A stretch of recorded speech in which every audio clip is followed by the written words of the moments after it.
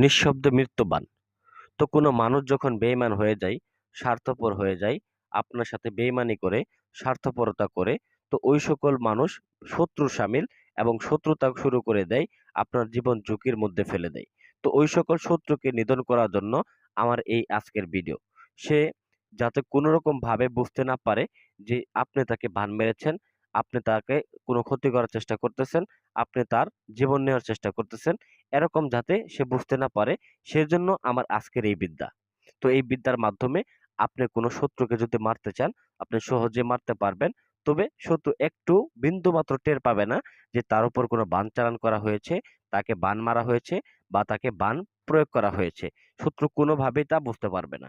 তো চলুন কিভাবে কাজটাকে করবেন এটা সম্পর্কে আমরা জেনে নেই। তো প্রথমত বলে নেই, যারা ভিডিওটা দেখতেছেন চ্যানেলটাকে সাবস্ক্রাইব করেন নাই, অবশ্যই সাবস্ক্রাইব করে পাশে থাকা বেল বাটনটি বাজিয়ে নেবেন আরো নতুন নতুন আকর্ষণীয় ভিডিও পেতে। তো প্রথমত আমি বলে নেই এই কাজটা করার জন্য উপযুক্ত সময়টা। তো আসলে এই কাজটা করার জন্য উপযুক্ত সময় হচ্ছে শুধুমাত্র শনিবার। শুক্রবার দিবাগত রাত্রি থেকে দিবাগত দিবাগত রাত্রি 12টার পর থেকে আপনি শনিবারে দিবা আ দিবাগত রাত্রি 12টা পর্যন্ত আপনি এই কাজটাকে করতে পারেন। তো এই কাজটা করার জন্য প্রথমত আপনাকে সংগ্রহ করতে হবে শত্রুর নাম এবং শত্রুর বাবা বা মায়ের নাম। তো অনেকের কাজ আমরা করে থাকি। তো দেখা গেছে না অনেকে নাম ভুল দেয়, নাম ভুল দেওয়ার কারণে অনেকের কাজ হয় না। তবে যারা নাম সঠিক দেয় তাদের কাজ ১০০ তে ১০০% হবে। আমি নিজেও গ্যারান্টি দিয়ে দেই এবং কি নিজেও কাজ করে দেই। ইনশাআল্লাহ যারা নাম সঠিক দিয়েছে তাদের কাজ কোনো একটা কাজ মিস হয় নাই। তো আপনারা যদি এই কাজটা করতে চান তবে এই কাজটা আপনারা নিজেরা যখন করবেন অবশ্যই সঠিক নামটা প্রয়োগ করে এই কাজটাকে করবেন এবং তার বাবা এবং মায়ের নামটা অবশ্যই সতর্কতার সাথে অবলম্বন করবেন। যখন বাবা এবং মায়ের নাম জানবেন না তখন ছবি দিয়ে বিদ্যা প্রয়োগ করবেন। তো দেখেন প্রথমত স্ক্রিনের ভিতর দেখেন একটা নকশা অঙ্কন করা আছে। এই নকশাটাকে আপনাকে অঙ্কন করে নিতে হবে। যেকোনো হরিণের চামড়ার উপরে এটাকে অঙ্কন করতে হবে। তো হরিণের চামড়ার উপরে অঙ্কন করবেন। কি দিয়ে অঙ্কন করবেন?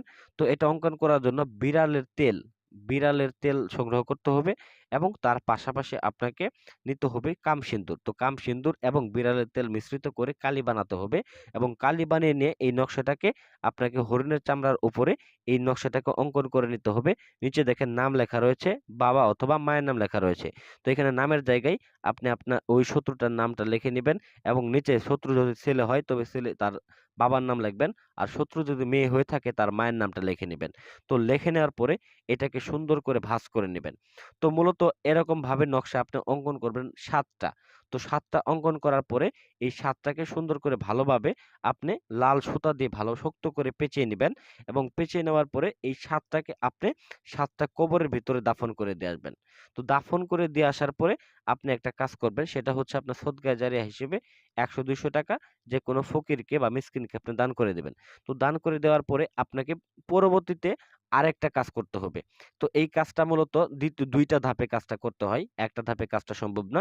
তো এই কাজটা করার পরে পরবর্তীতে আপনি আরেকটা আসন করবেন এবং আসনটা করে এই নকশাটা আবার অঙ্কন করবেন। পুনরায় একটা কাগজের ভিতরে অঙ্কন করবেন এবং শত্রুর নাম লিখবেন, শত্রুর বাবা-মার নাম লিখবেন।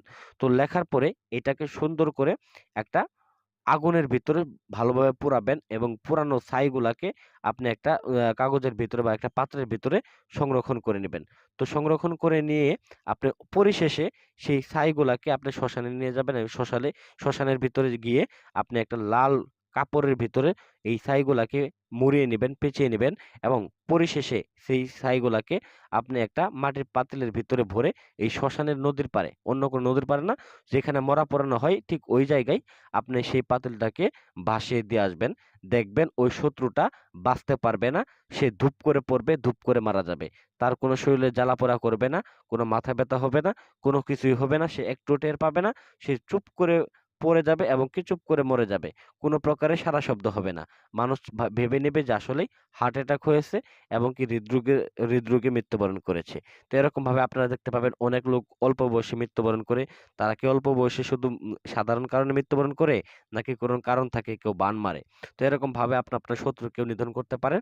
তো আশা করি ভিডিওটা ভালো লাগবে। ভালো লাগলে অবশ্যই লাইক করবেন এবং যারা চ্যানেলে নতুন এসেছেন বা পুরাতন এসেছেন অবশ্যই চ্যানেলটাকে সাবস্ক্রাইব করে নিয়ে পাশে থাকা বেল বাটনটি বাজিয়ে দিবেন। ধন্যবাদ সবাইকে। আসসালামু আলাইকুম ওয়া রাহমাতুল্লাহি ওয়া বারাকাতুহু।